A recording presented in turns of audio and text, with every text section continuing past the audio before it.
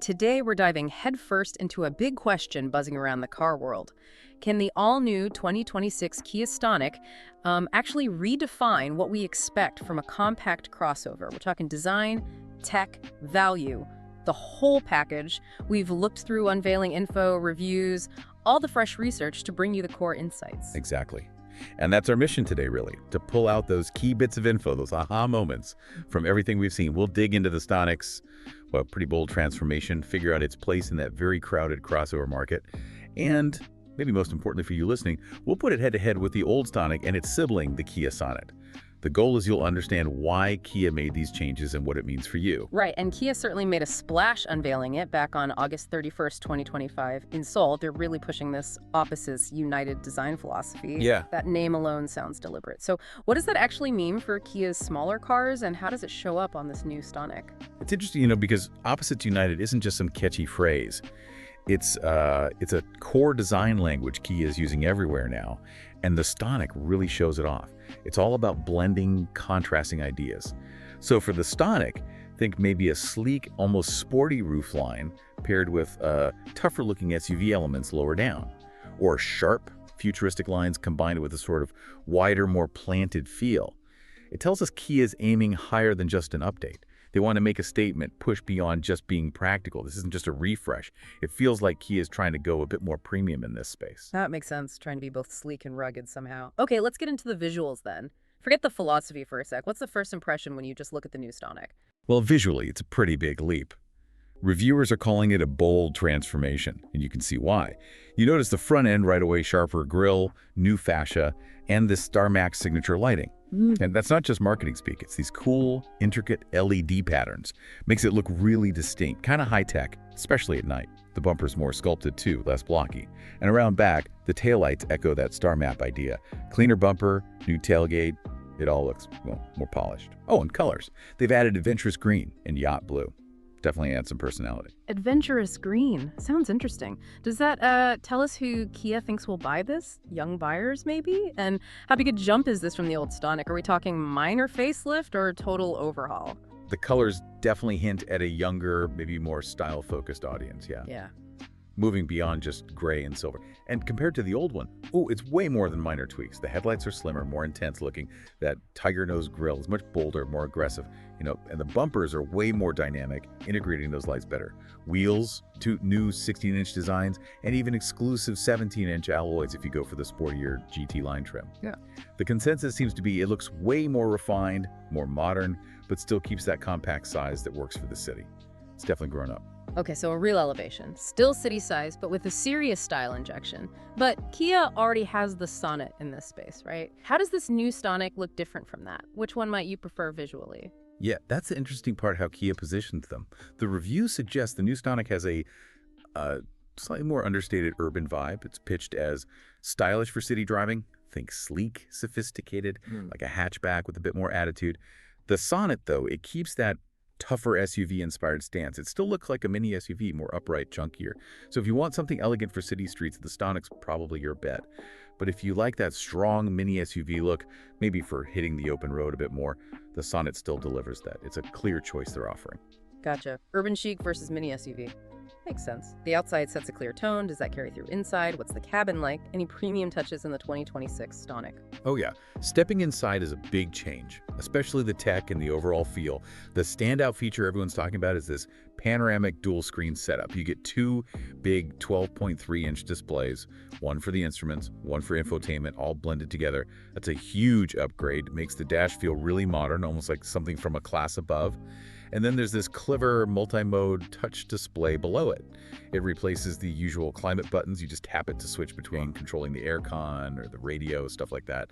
Cleans up the look quite a bit. Plus, redesigned steering wheel, tweak dash and console layout. And practical stuff too, like USB-C fast charging, wireless phone charging, even ambient lighting to set the mood. Wow, dual 12.3-inch screens in that touch display. That's pretty advanced for this size of car.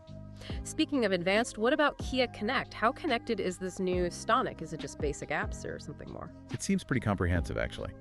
Kia Connect here offers things like checking your car's status, remotely diagnostics, fuel level, locking doors, that kind of thing. All from your phone or even your smartwatch. You could preset the climate too. But the real kicker, the thing getting attention, is the new digital key.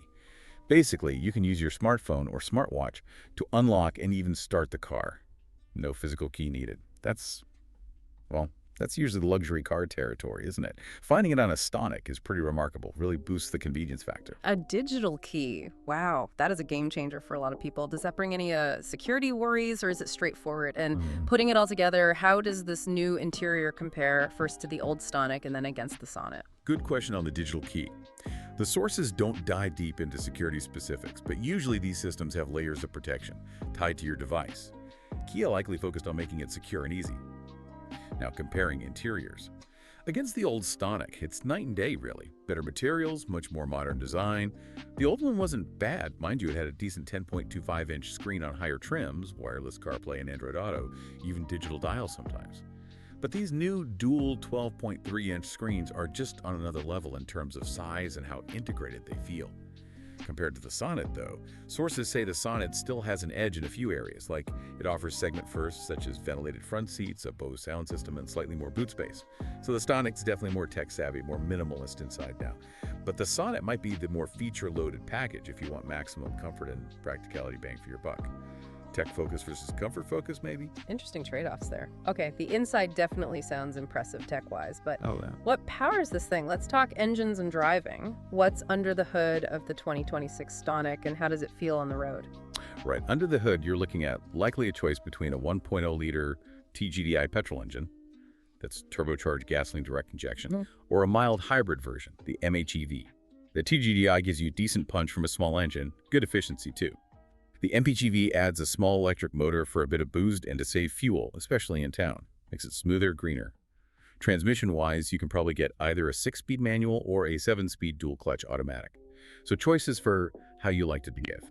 In terms of size and space, it's about 4,165 millimeters long. Cargo space is up to 352 liters, which is decent for weekly shopping or a weekend trip. And front legroom is pretty good at 1,070 millimeters, so it keeps that urban practicality, as they say, without feeling cramped. Okay, efficient options there and choices for drivers. Yeah. How do these compare to the Sonet's engines, and does that change how they drive? Is one quicker or better for certain trips? Well, that 1.0-liter turbo petrol, the one making around 88 kilowatts and 172 newton meters, that's expected to be in the Stonic just like it is in the Sonet. So similar base performance there. But here's where the Sonet pulls ahead in flexibility. It also offers a 1.5-liter non-turbo petrol and, importantly, a 1.5-liter diesel. That gives the Sonet broader appeal, especially the diesel, for people doing lots of miles or wanting maximum fuel economy. Driving feel. The Stonic is generally described as feeling lighter, more agile in the city. Its setup seems tuned for nimble handling, easy parking, perfect for urban jungles, right? The Sonet, especially with the diesel, is often seen as having better long-distance cruising ability, more lax on the motorway, better economy over long stretches, so maybe better for escaping the city. Ah, okay. Stonic for city agility, Sonet for cruising range and engine choice. That's a clear difference. Now, safety, always crucial, especially in these family-friendly crossovers. What's Kia done for the Stonic here? How does it stack up? They've really loaded it up. The sources talk about a robust suite of advanced driver assistance systems, or ADAS, aiming for class-leading safety. And it's not just the basics. You get things like blind spot collision avoidance assist that helps prevent side swipes, and safe exit warning, which stops you opening a door into traffic. Pretty smart. Then there's forward collision avoidance assist 1.5. The 1.5 means it's enhanced these pedestrians, cyclists, even at junctions. Plus, navigation-based smart cruise control, highway driving assist for easier motorway driving, and lane following assist to keep you centered. On top of that, you get the standard stuff: 6 airbags, ABS, stability control, rear parking sensors, higher trims added adaptive cruise, lane keep, the full works. Honestly, compared to rivals in this class, it's a very comprehensive package. Often matches or beats cars from the next size up. That's a high bar. That does sound really comprehensive, very reassuring. Okay, let's zoom out to the bigger picture. Price. For you listening, weighing these options, how is the Stonic positioned? Especially next to the Sonet, what's the strategy? Right, pricing. We have estimates for South Africa, which can be a decent guide. The 2026 Stonic is expected to be somewhere between, say, 370,000 and 450,000 rands. This seems to place it as the slightly more premium urban-focused crossover in Kia's range. It's about the value you get for that, the design, the tech. Kia is aiming for that modern, almost luxurious feel at a reachable price. Now compare that to the Sonet. Its current refresh range is roughly 350,000 up to 470,000 rands. So there's definitely overlap. But the Stonic seems aimed slightly higher at the entry point, maybe focusing on that urban style, while the Sonet covers a wider band, including those top trims with the extra comfort features and engine choices. It really reinforces that Kia is giving them distinct personalities to attract different buyers. Okay, so putting it all together, what does this mean for you if you're actually thinking about buying a compact crossover soon? Give us the final takeaway. Does the Stonic redefine things? Well, the choice our sources lay out is pretty clear, but it really hinges on what you prioritize. If you like the old Stonic but wanted something fresher, more stylish, with much better tech and safety, then yes, the new 2026 Stonic looks like a solid upgrade. Absolutely, it brings a modern, connected feel perfect for city life. It definitely pushes the design and tech boundaries for this segment. However, if you're looking around, maybe comparing it directly with the Kia Sonet, the Sonet apparently still gives you more options, more features, and sometimes better practicality for similar money. Think about the extra engine choices, those ventilated seats, the slightly bigger boot. So ultimately it comes down to, do you want that really stylish city-focused crossover with the latest tech and design flair? That's the new Stonic. Or do you prefer a more feature-packed SUV-style package, offering more versatility, comfort goodies, and engine options? That points towards the Sonet. Two distinct flavors. It really does boil down to personal priorities, doesn't it? What matters most to you in your daily drive? A fascinating choice between two strong but different options from the same brand. Exactly, and it loops back to that initial question. Did the Stonic redefine the segment? Well, it certainly raised the game in design and tech integration, making rivals take notice. So here's something to think about. In a world where city driving needs agility, but we all still seem to want SUV looks and near-luxury tech without the huge price tag, how will these sophisticated little crossovers keep changing our expectations? And how much will their personality, the Stonic's chic versus the Sonet's ruggedness, end up deciding which one we choose?